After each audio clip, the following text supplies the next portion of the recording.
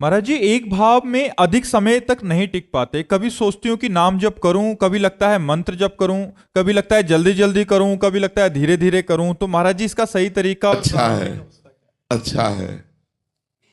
इसे अभ्यास कहते हैं। कभी नाम जप करूं, मन नहीं लग रहा, मंत्र जप करो। मन नहीं लग रहा, वाणी पाठ करो। मन नहीं लग रहा, सत्संग सुनो। मन नहीं लग रहा, सो जाओ, पर कोई गलत आचरण मत करो। इसे भगवद अभ्यास कहते हैं।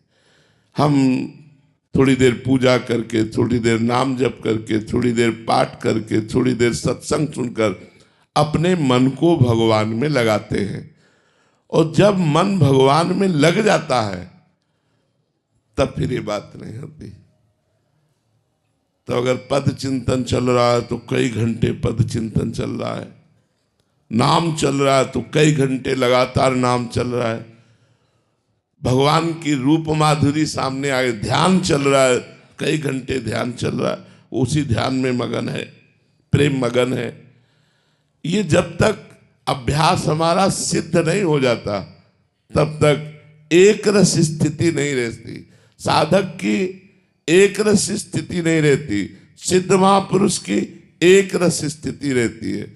जो रहे सदा ज्ञान एक रस, तो ईश्वर जीवे भेद कहो कस। जो जीवत्व को मिटाकर अपने आत्मस्वरूप भगवान में स्थित हो चुके हैं वो एक रस रहते हैं।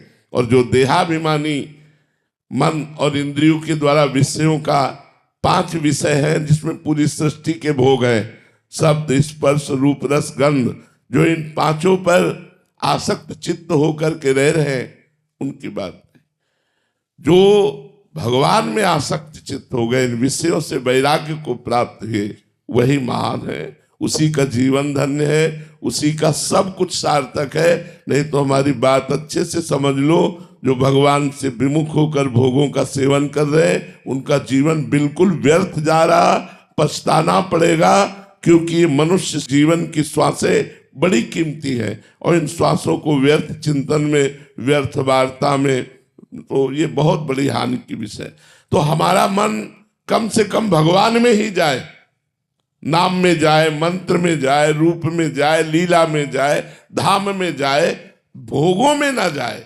हमको ये अभ्यास करना है कि हमारा मन, मान लो हम तो ऐसा प्रायः साधकों से कहते हैं कि जब मन मंत्र में ना लगे तो छोड़ो, नाम जप शुरू कर दो।